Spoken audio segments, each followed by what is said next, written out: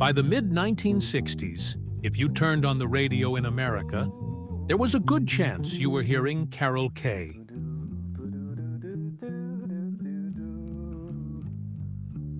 Not because her name appeared on the record. In most cases, it didn't. But whether it was a Beach Boys hit, a Simon and Garfunkel classic, a television theme, or a Hollywood film score, her bass was quietly shaping the music millions of people heard every day.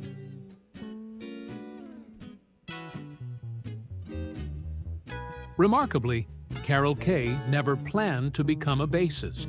She was already building a successful career on another instrument when a single recording session changed everything. That unexpected decision would make her one of the busiest musicians in recording history and help define the sound of an entire generation. Before we continue, subscribe now, like this video, comment, and share.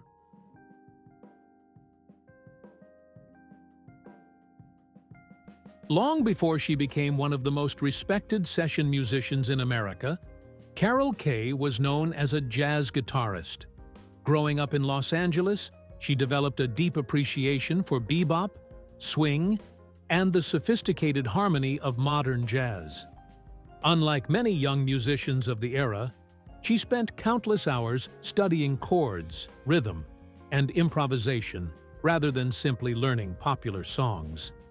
By the early 1950s, she was performing regularly in jazz clubs across Southern California, sharing stages with accomplished local musicians and earning a reputation as a reliable guitarist with excellent reading skills.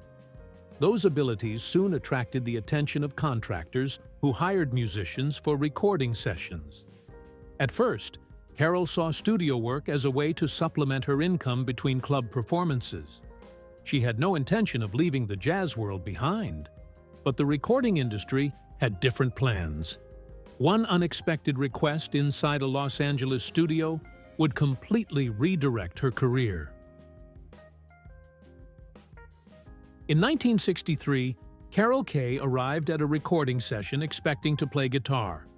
Instead, the producer faced a problem. A bassist hadn't delivered the performance the session required. Someone asked Carol if she would be willing to try the bass. She accepted. The decision lasted far longer than anyone expected. Her strong sense of rhythm, combined with years of jazz guitar experience, allowed her to approach the instrument differently. Rather than simply following root notes, she created melodic lines that pushed songs forward while remaining tightly connected to the drums. Producers immediately noticed. Within months, more calls arrived. Soon, Carol found herself playing bass almost every day, often recording multiple sessions before the day was over. What began as a substitute role quickly became a full-time career, and it placed her at the center of an extraordinary community of musicians who would later become known around the world as the Wrecking Crew.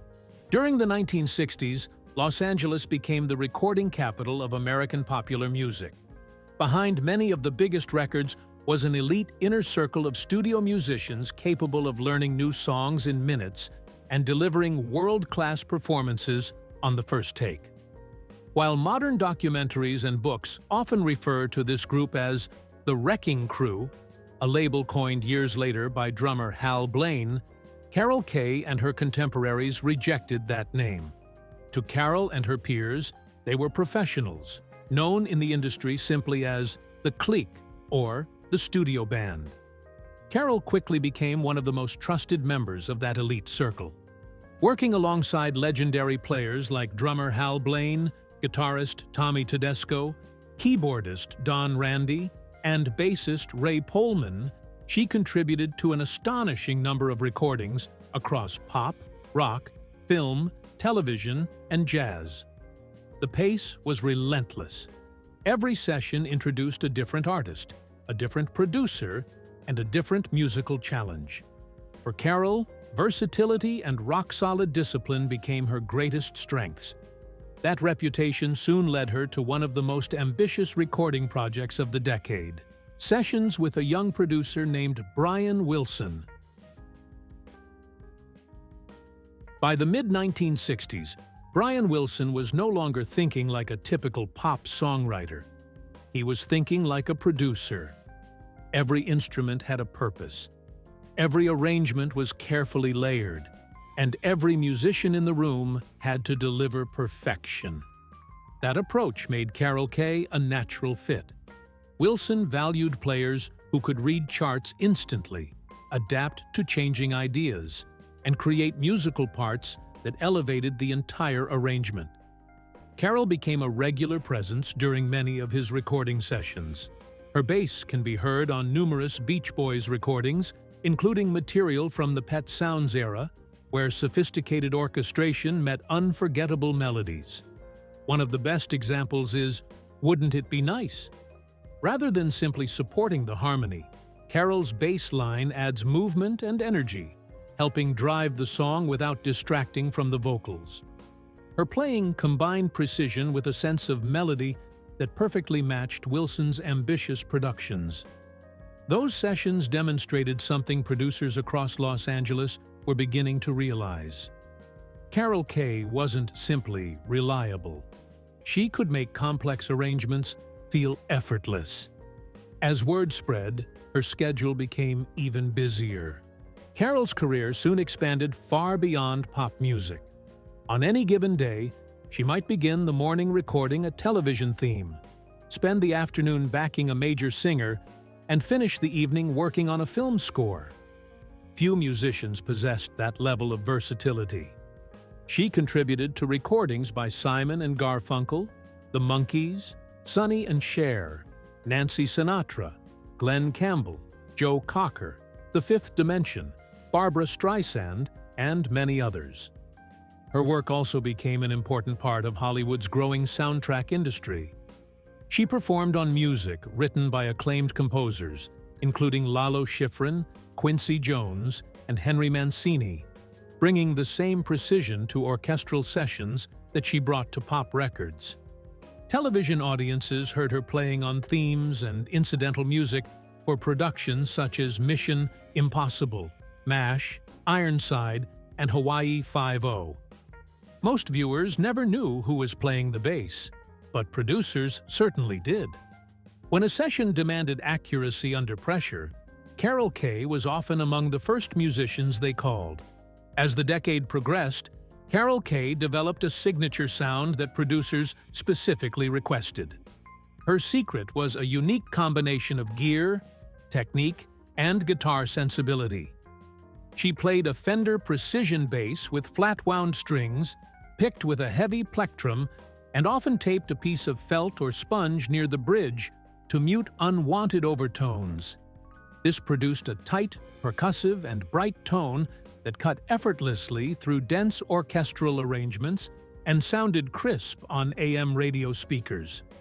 Her years as a jazz guitarist shaped her harmonic thinking. She didn't just hold down the root note. She created counter-melodies that moved naturally through chord changes while locking in with the drummer's kick. Another quality set her apart: preparation and speed. Carol was a brilliant sight reader. While other musicians needed extra takes to learn a chart, she could deliver a flawless performance on the first attempt.